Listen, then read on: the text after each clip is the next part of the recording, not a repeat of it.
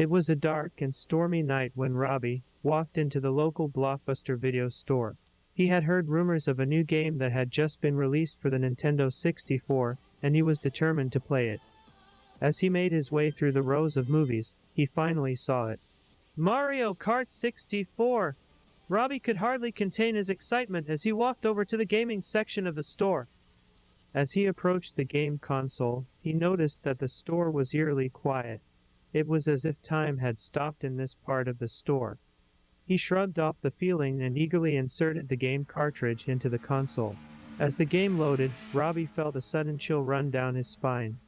The sounds of the game seemed to echo through the store, making it sound as if he was playing in a haunted house.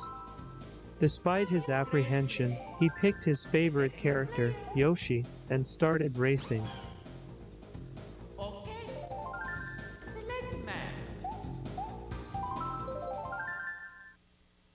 At first, the game seemed like any other racing game he had played before, but as he continued to play, he noticed that the game was getting harder and harder.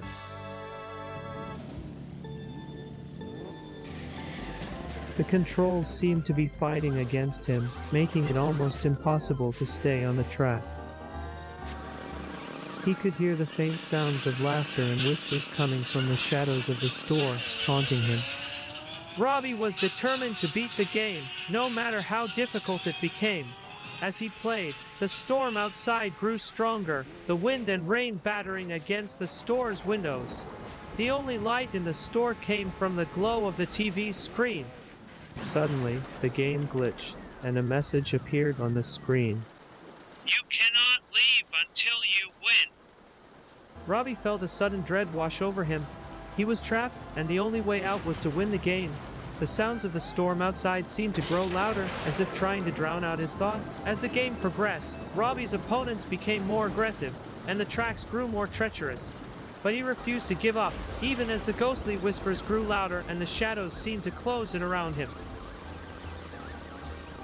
After what felt like an eternity, Robbie finally won the game. The screen went black, and a message appeared. Congratulations. You have won your freedom. The storm outside had subsided, and the store was back to its normal, bustling self. Robbie could hardly believe what had just happened. He quickly packed up the game and left the store, promising himself that he would never play that game again. As he walked home, he couldn't shake the feeling that he had just escaped from something much more sinister than a video game. From that day on, he made sure to always check the weather before visiting Blockbuster. And to never underestimate the power of a game of Mario Kart 64.